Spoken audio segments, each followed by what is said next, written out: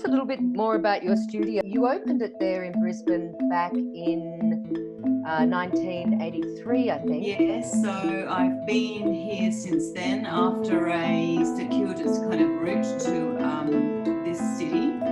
Kind of landed here at a pretty interesting time in Brisbane's artistic history, although given that Joh Bjelke-Petersen was in power, you would have think it would have been pretty dire, but in fact there was a very strong subculture of artists, and it was kind of the perfect time for me to embark on the new phase of creating a design practice. Being in my early 30s, I was very clear about what I wanted to create.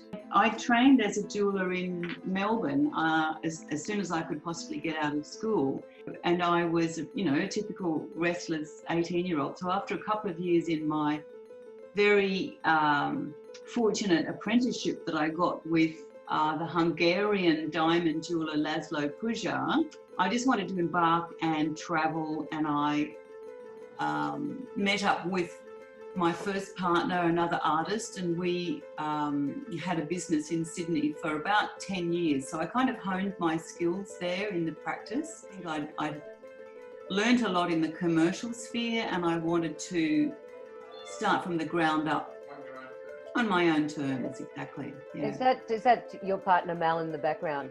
I've told him to stay there and probably you know that he's my secret weapon. It was he actually that came up with the term jeweller to the lost. He did. We met a little bit later in the late 80s, but I was really intrigued by his concept of design being a service industry, and that was quite different to what was understood from uni. I really loved that aspect of him, framing the work that way, in a similar way to an architect might see themselves as in service to their client. So at the time I was writing about my work to clarify where I was going and to define, I guess, what I was trying to do. And I actually wrote this manifesto, which seemed, I guess that seemed what you should do as an artist. Of course you should write a manifesto. And it created such a fantastic response from the community, who just loved the way that I had articulated what I was trying to achieve. And then he coined that phrase, well, really you're just the jeweller to the lost, Barb. That's what your epithet should be.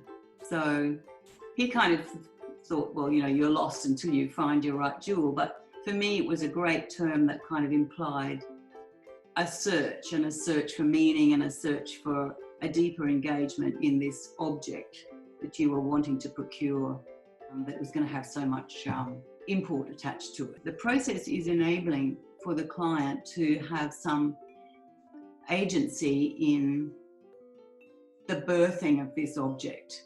While I'm the designer, they have an input with their story, so it becomes a much more loaded icon for them, or an object for them. I understand that someone came in once and asked for a ring that was going to harness the negative energy. I mean, where do you even begin with a brief like that? That particular commission was from an artist and a painter, a minimalist painter, I suppose, who worked with sort of colour field. And he came in, and I know him fairly well, so I felt pretty relaxed. And he talked in these beautiful swirling clouds of esoteric language, sort of defining the cosmos and talking about planetary aspects and alignments, and the beauty of negative energy to attract positive energy. And I was just so swept up in it. I thought, oh my God, this is just so fabulous. I feel so moved by this. And he said, well, there you are, thank you, and walked away. And I went to sit down and think, what the hell am I going to do now? I have absolutely nothing to go by. I've just got this, sort of spirit of his desire. So in that instance, I mean, I'm talking retrospectively now, I think I just kind of dropped everything, and I just started playing with materials that I thought could, carry that sort of dark shakudo, a dark metal. At the other end of the spectrum is a situation where I was working to make wedding rings for, I think, an interior architect and an engineer. Said to me, will that section be 1 millimeter or will it be 0.5 of a millimeter? And I thought, wow, I've got 0.5 of a millimeter here to I'm going to have to rein myself in to any kind of expression. But that's just me trying to manage, how do I respond to this brief? And so in that situation, I think you just come back to working within that level of precision and attending to those increments. Do you still have space in amongst all these commissions to take risks with precious metals and gemstones? Obviously, you know, a commission, there's a tension about an outcome, and I definitely want to please my clients. I want them to be happy with the outcome. This is where I'm in service to the outcome and to their desire. In between that, I can get on with new work and playing, to run off and make a mess and see if something comes out of it. It might need to be a situation where you're invited to put something in an exhibition. So there was a beautiful example of that quite some time ago in a show, and it was called chromophobia, so fear of colour. And each artist that was invited was dealt a colour. So it was quite random that I was dealt the colour white. And I thought, okay, well, this is interesting. I can go back to one of my first great loves in jewellery, which was a book from the 1970s. That you happen to have. I happen to have here. How fabulous. It's such a 1970s book. There are about like 5 colour plates in the whole book. It referred to a collection of jewellery called the Cheapside Hoard. And they intrigued me because they were, you know, beautiful, delicate rings from the early 1600s. But a lot of the gold had been covered with white enamel. You know, why would you do that? You paid an arm and a leg to get a gold ring, and then you've swamped it in white. What's going on here? I was so keen to find out more about that collection that I applied for a Visual Arts Board grant. So I found myself in London in the back room of the Museum of London with the curator of this collection, and the extraordinary experience, particularly for an Australian, because we don't have much jewellery in our museums, much historic jewellery here, actually handling some of those pieces. And you look at some of these pieces and they were so complex, and you think, oh my God, the skill to create that, and blah, blah. And then you actually get to handle something and you can see, oh, it's 3 layers riveted together, one on top of the other. That's kind of doable. I can understand that. So yeah, so then I started playing with white enamel, and enameling is such a you need another whole lifetime to master enameling. So I thought I would have the license just to sort of do this rough as guts enamel and just get away with saying, well, it's just a patina, which is what I've done. So I've just popped up that's one of the fusion ring. there. Yeah. So you can see that the gold has been tempered and shrouded really with this white enamel. Yeah, and sort of sandblasted back. And you've mixed different stones there. You've got aquamarine and tourmaline. In fact, I have, like a cooking show, I have prepared, I have this piece here, and it may be very difficult to see it, but I did a series of little objects that were just things. This is a sort of a half cone made in gold and enamelled, partially white enamelled. Well, the historical jewels influence your contemporary pieces quite significantly. I've always had a great fascination for historic jewellery, and just that deep history of jewellery is so kind of appealing. There were hubs of artisanal skill to provide the jewels that were required, you know, to show off the wealth and power of these, the royal family. I think there's that sort of continuity in the resonance of why we like to wear jewellery. It is just so fabulously ancient that it kind of ties us into this kind of continuity of humanity. Yeah, I mean, I love minimal contemporary design as well. And,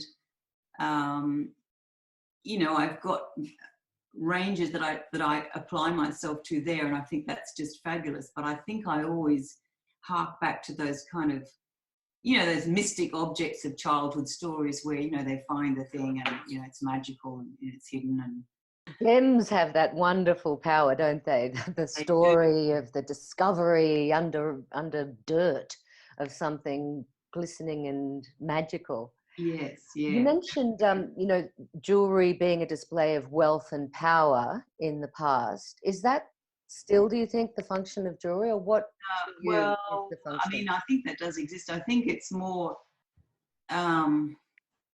sentiment and individuality, design, fashion. And I've got these Banksia leaf brooches here, and I mean, they're kind of a statement of, or they're political, aren't they? So there's a whole more political sort of aspect to jewelry these days. So it's sort of like allegiances, and yes, I'm alleged. It responds to our intellects in different ways, but it's also deeply sentimental. The commission work that I do is telling family stories and loves and losses and promises, and dialing up that kind of mythic, heroic self that we have, that motivates us in knotty parts of our lives where we make transitions or we deal with great joys and loves and losses. What happens when you create something for someone, for a couple, for instance, and then everything goes sour? I mean, do they come back with their jewelry and say, make this work? Actually, no. Actually, I become part of the thrown aside in many of those aspects. In fact, quite recently, a client brought the ring back and said, well, look, here, you do something with it.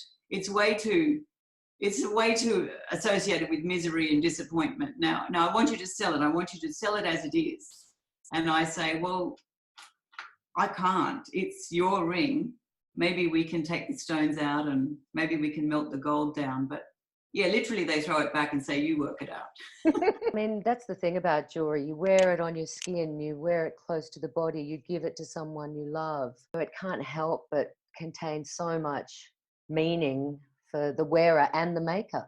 Yes, yeah. So there is that. And that's an ongoing, reason for jewelry. These days, I mean, I guess my client base is aging along with me, and so there's a lot of people who are inheriting jewels from their parents or grandparents, or they want to change things that they have, so they'll kind of bring a whole box of loot in and tip it out onto the workbench and say, well, what can we do with this? So that's kind of fun. It's sort of like reassembling things, and maybe there's a lightness there. It may be, well, let's remember grandma, but not in this format.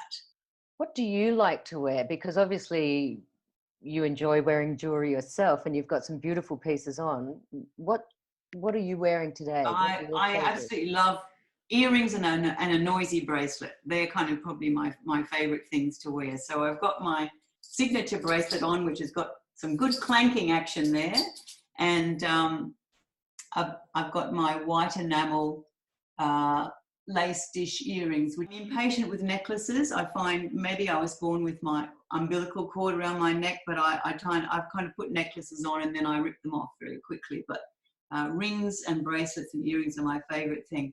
I've got my fox ring on, but it's actually a beautiful little enameled button, probably from the late 17 or early 1800s. The lead huntsman would wear a waistcoat with the hound buttons all the way down, and the bottom button was always the fox. And while you don't like necklaces, you certainly make some beautiful ones. I mean, look at these. I actually finished one today. So this was a commission that I just completed today. And again, it's a family gems inherited, an opal and some peridot, completely out of their former context and turned into a very long necklace that can be worn short as well. So I was sitting and doing one of my favourite jobs, which is just knotting beads. It's a very meditative thing to do. And I'd imagine that making jewelry would be very meditative as well. Well, any kind of work, I guess, that you can lose yourself in is probably very beneficial to you as a person. So that doesn't always happen, but sometimes you notice I'm feeling just really absorbed by this. Of course, it's frustrating and things go wrong and things break and it's stressful, but the actual physical making of something is very therapeutic, I believe. Yeah. I like the idea that the jeweler to the lost gets lost in her jewels. Yeah. We might open up the microphones, and if anyone would like to ask a question of Barbara, please feel free to do so. Lola, you've known Barbara quite a while, haven't you? And have got several pieces of hers or seen her work close up? I've seen all these pieces that my dad has gifted to my mother over the years, and they're really quite significant. Like the ring, that it's sort of like a timeline of when they met, and then they had me and they had my brother, all symbolized in these little stones. I don't know if you remember. I do. But it's like, yeah, so this really, I mean, when you look at that ring, you don't see just like 2 rings and a few stones, but it's really it's a beautiful story. It's nice. And also my mum's fertility necklace. And I am working actually just as a mechanical engineer, and I love that. But also in the past few years, I've started jewelry design, and it's so nice to like you said, get lost in the making process. So you said that you took some of these pieces and then made them into really large scale installations. I was wondering how you how you started with that. Usually it starts, sometimes it's a drawing, but usually it starts from a maquette. So I'm always working at that kind of scale. I'm always working at a jewelry scale and imagining it larger. For the most recent urban sculpture piece that we did, and I worked together with Malcolm, definitely in those instances, we put together a little maquette of objects from the studio, both things that I'd made, and here's a great one for sort of squirreling away offcuts from the bench that he think, just sort of like randomly beautiful things. So those sorts of things are in the cabinet behind me. And we put together a little assemblage of these objects, and it made just a beautiful little botanical experience, light and sort of airy. And then that was the object that we showed to the architect, and then that was translated in the factory into a larger scale. So we have a long working relationship with one firm of stainless steel fabricators, and in this particular instance, the pieces were so random and rough, and they had sort of patina or burn marks on them. And it was quite fun for that factory, who was used to doing very precision work, to just kind of, so there was a shape that looked it was actually just a sprue from a casting, and it looked like an old bent tree root. And they had to fabricate that from stainless steel tubing, and it was quite a complex and difficult thing to make. And then I said, it looks too good. You've really got to fuck that up a bit. You've got to stain it or burn it or something or other. And the guys were sort of, oh, really? With this going against everything we've been trained to do. But once they kind of did it, so they just got the oxy torch and started heating this stainless steel and getting this brown stain on it. And you could tell that they were having this, same sense of glee that I might have with the process. Where do you start with your inspiration? Well, I have to admit I have a pretty serious gemstone habit. So in some ways that's what's keeping me working, probably until the day I drop, because I love gemstones and I love having a color palette. I can be quite sort of hoardy about them, and then get them out and look at them and play with them, and then scurry them all away again and not quite want to use them. But they're very inspiring. and they're very happy making. I just pull them out and look at them and shuffle them around, and I always feel so good when I do that, because they have so much potential to them. You mentioned, Barbara, touching all those stones and the power, well, the joy you get from them. And lots of people talk about gem therapy and, the power of gems. Do you subscribe to that? I've used that in the past, and sort of like, this aquamarine ring, quite a lovely sort of a silky blue, almost like a little eyeball of a stone. So it's got a lovely colour, but it's by no means the most expensive aquamarine you could buy, but it has inclusions that are very reassuringly allowing you to know that it's a natural object. Historically, blue stones, sapphires and aquamarines were thought to improve your eyesight or cure eye problems. They're just little beings of light, and so they just kind of hum with this beautiful colour and light. I think that's part of it all. Zoe, I think you had a question as well. So I'm on? Yep, you're on amongst all the foliage. The enamel's a big theme. Is there can you identify a couple of themes that it sort of flow throughout your career and your work? I think opposed forms. So there are a couple of necklaces in your collection where there are two shapes, and that's always, I just like to contrast things and see how the relationship of things sit together.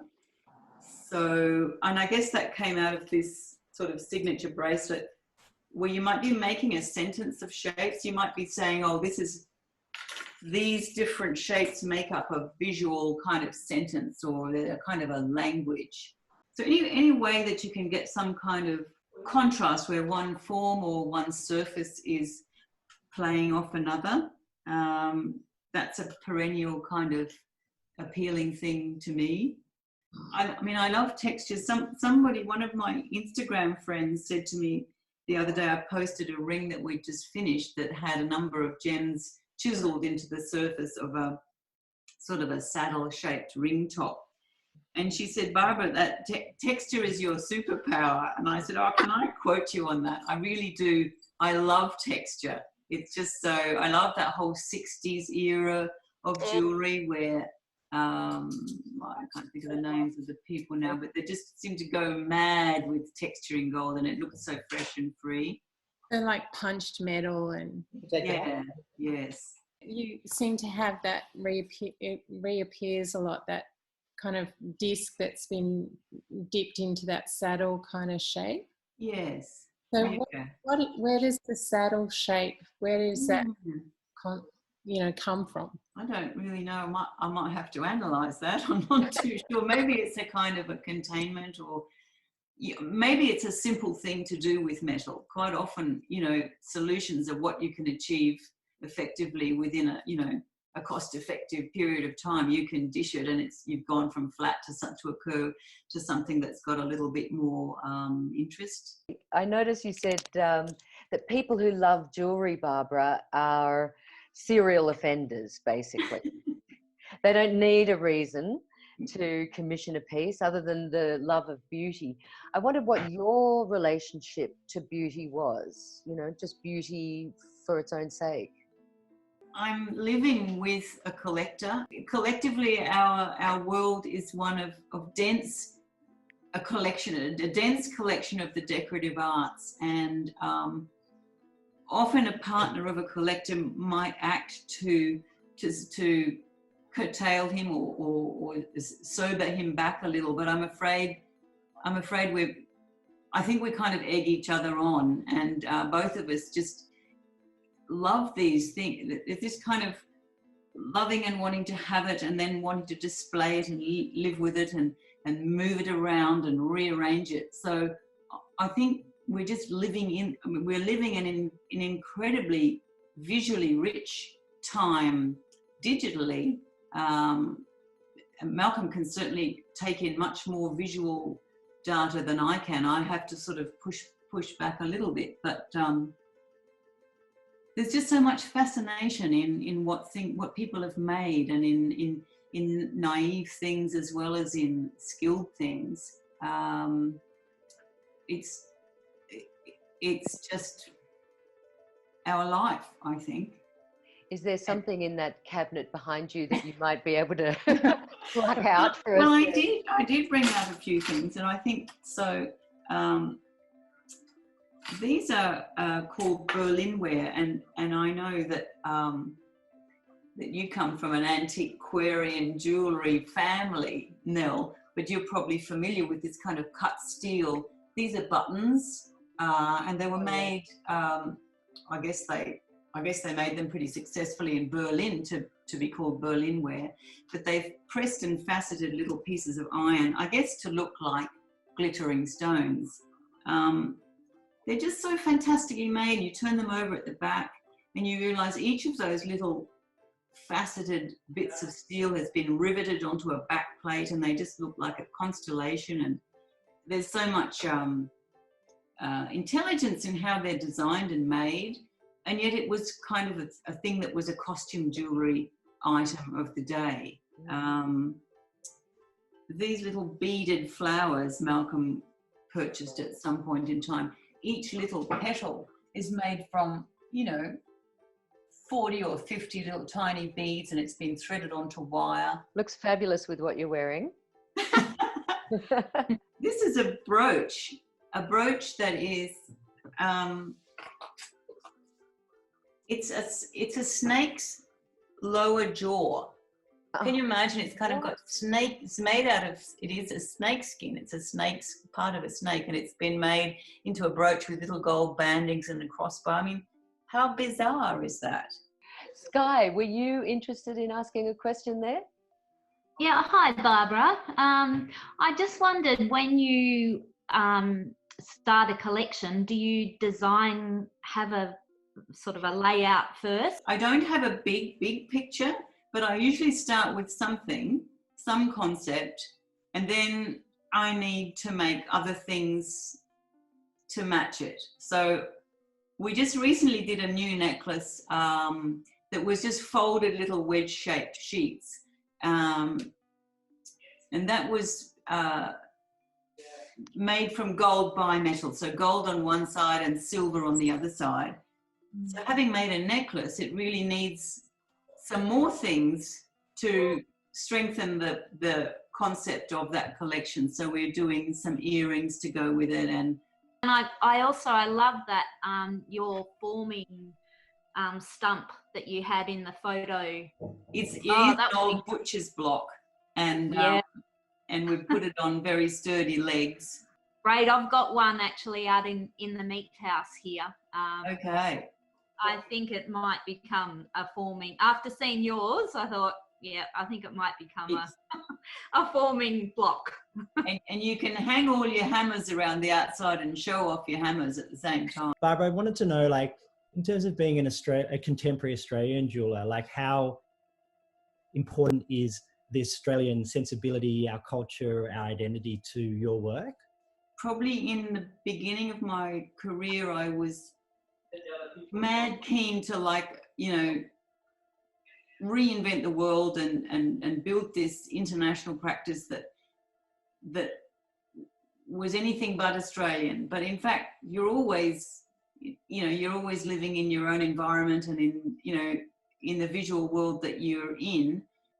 We love to just get out into wilderness opportunities, which are so available here in Australia. And that last series of work, that Souterre bronze series, are very much part of the Tasmanian alpine groundscape. So maybe the answer is a little bit of both. I would be looking at contemporary jewellery from around the world and aspiring to be sort of international, but inevitably we're grounded where we are. It's so great to see you, Barbara, and so great to see everybody else coming in from all over the world and all over Australia. Thank you so much for your interest. That's really, really fantastic to have you all here.